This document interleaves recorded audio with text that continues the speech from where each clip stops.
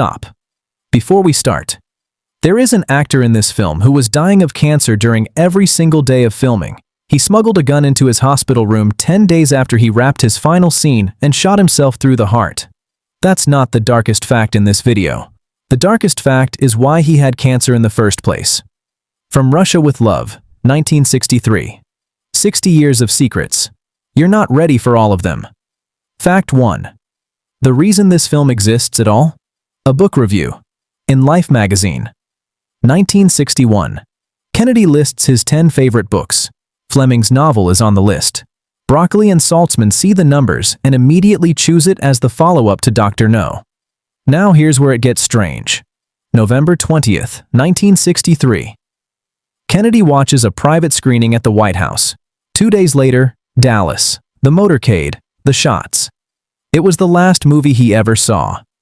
The franchise he helped create outlived him by 60 years. Fact 2.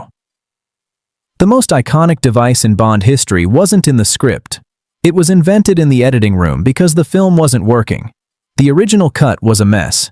Peter Hunt and Terrence Young were trying to salvage it when someone had the idea, move Red Grant's training exercise to before the titles.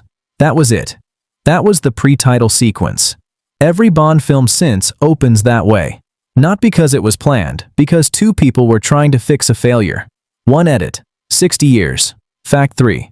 The chess match in the opening scene is a real game, not invented by a screenwriter, not approximated. The exact position on that board, the moves Kronstein plays, is taken directly from Boris Spassky's victory over David Bronstein at the 1960 USSR Championship in Leningrad. Spassky's actual moves, on screen, in a Bond film. They removed 2 pawns, thought chess games could be copyrighted. Wrong. But the game is still there, hiding in plain sight. Fact 4. The woman you see in this film and the woman you hear are 2 completely different people.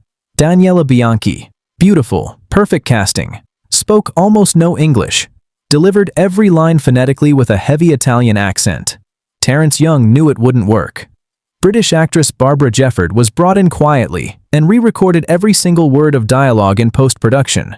Bianchi's face, Jefford's voice, every line, the whole film. You've been watching someone else talk for 60 years and didn't know. Fact 5. Spectre doesn't exist because of creative decisions. It exists because of nuclear weapons. In Fleming's novel, the villains are SMERSH, the real Soviet counterintelligence agency. But this was 1962. The world had nearly ended over Cuba. Making the Soviets the outright enemy felt like provocation. So they invented Spectre. Stateless. No flag, no allegiance. Could be anyone, anywhere. And in this film, for the first time, we see its leader. No face, no name. A shadow. A white cat. That was Blofeld. His debut. The most iconic villain in franchise history. Introduced as a pair of hands. Fact 6. The man who played Q first appeared in this film. He didn't stop until 1999. Desmond Llewellyn. 17 Bond films. 36 years. The same character, the same exasperation. That briefcase was real. A R7 sniper rifle, 50 gold sovereigns, a throwing knife, a tear gas cartridge that detonated if you opened it wrong. Fully functional, one of the most elegant weapons ever put on screen. Fact 7. Red Grant is one of the most physically imposing villains in Bond history. Robert Shaw is also 4 inches shorter than Sean Connery. Every scene. A wooden crate, hidden just out of frame. Shaw's performance caught the eye of Steven Spielberg. Years later, Quint. Jaws. A Bond villain on a box launched an entirely separate legacy. A franchise shaped by a book review. A pre-title sequence born from failure. A villain on a box. From here, the production starts coming apart. Fact 8. The train fight. 3 weeks. No music. Not a single note. Terrence Young, a boxer at Cambridge, choreographed every beat. Connery and Shaw did nearly all of it themselves. Young's decision. No score, no soundtrack, nothing. Just fists, grunts. The rhythm of the train underneath it all. Silence has weight. Young knew exactly where to put it. Fact 9. Rosa Klebb is one of the most terrifying villains in Bond history. The actress was 61 years old. Lotte Lenya. Tony Award winner. Oscar nominated the same year for The Roman Spring of Mrs. Stone. Terrence Young cast her after hearing a recording. Not a screen test, a recording. At 61, she brought something no younger actress could, a cold, surgical patience. The sense that she had been waiting for this moment for a very long time. After the film's release, she said people she met would glance down at her shoes. They weren't wrong to. Fact 10. The Bond title sequence exists because the original designer walked out. Maurice Binder had a falling out with the producers and didn't return. Last-minute replacement, graphic artist Robert Brownjohn. His solution, project the opening credits directly onto the bodies of belly dancers. Credits distorted by movement. Text writhing across skin. Nobody had done anything like it. It became the template for every Bond title sequence that followed. The most recognizable visual signature in the franchise was born from a disagreement nobody talks about. Fact 11. July 6, 1963. Argyll, Scotland. The director's helicopter hits a violent wind and plunges into 40 feet of water. Art director Michael White is thrown clear. The pilot's safety belt snaps, he swims free. Terrence Young is trapped inside, in a small air pocket, as the craft sinks. The crew smashes the canopy, pulls him out, bleeding. Young is behind the camera for the full day's shoot. The official production report describes it as a minor incident. Fact 12. Fleming wrote this novel as the last Bond book. He intended it to be a farewell. Sales slow. Film deals collapsing. He wrote himself an exit. Klebb poisons Bond. 007 collapses, ending deliberately ambiguous. Then Kennedy put the novel on a list.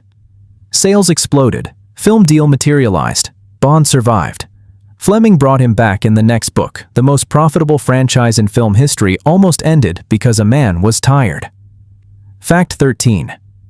The helicopter stunt near the end of the film was supposed to be controlled. It wasn't. Connery ran the sequence himself. The pilot, inexperienced with stunt flying, came far too close. Repeatedly. On purpose or not, nobody knew. You can see it in the finished film. The margins. How little space there was. Connery was famously unshakable on set. This was one of the moments that tested even him. Fact 14. Pedro Armendáriz played Karim Bey. Warm, exuberant, one of the best characters in the entire film. He was dying for every second of it. John Ford recommended him for the role. In Istanbul, he started to struggle visibly. Young took him aside. Armendáriz confessed, terminal cancer.